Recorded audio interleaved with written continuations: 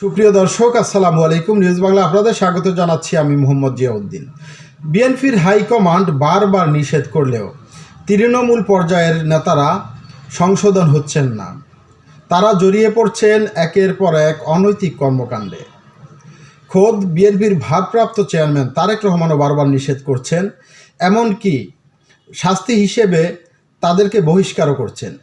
এ যাবৎ বিএনপির প্রায় ৩,০০০-এর মতো নেতাকর্মীকে বহিষ্কার করা হয়েছে অনৈতিক কর্মকাণ্ডের জন্য। দর্শক, খবরে বলা হয়েছে সিরাজগঞ্জের বেলকুচি উপজেলা যুবদলের বিভিন্ন ইউনিটের ৭ নেতাকর্মীকে বহিষ্কার করা হয়েছে। বুধবার এক প্রেস বিজ্ঞপ্তিতে এ তথ্য জানায় দলটি।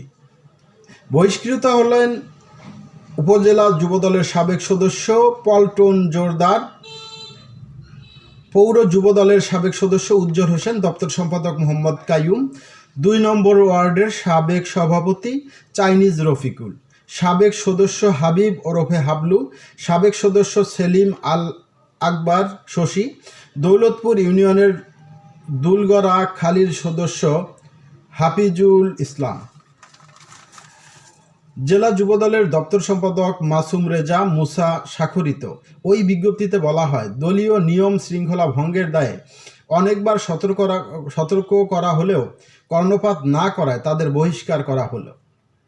বিজ্ঞপ্তিতে আরও বলা হয়, উল্লেখিত ব্যক্তিদের দলের প্রাথমিক সদস্য পদ থেকে বহিষ্কার করা হয়েছে। এছাড়া তাদের কোনো অপরাধের দায়িত্ব সংগঠন নিবে না। বিজ্ঞপ্তিতে বহিষ্কৃতদের সঙ্গে সাংগঠনিক সম্পর্ক না রাখতে নেতাকর্মীদের নির্দেশনা দেওয়া হয়। দর্শক, ভালো থাকবেন। আল্লাহ হাফেজ।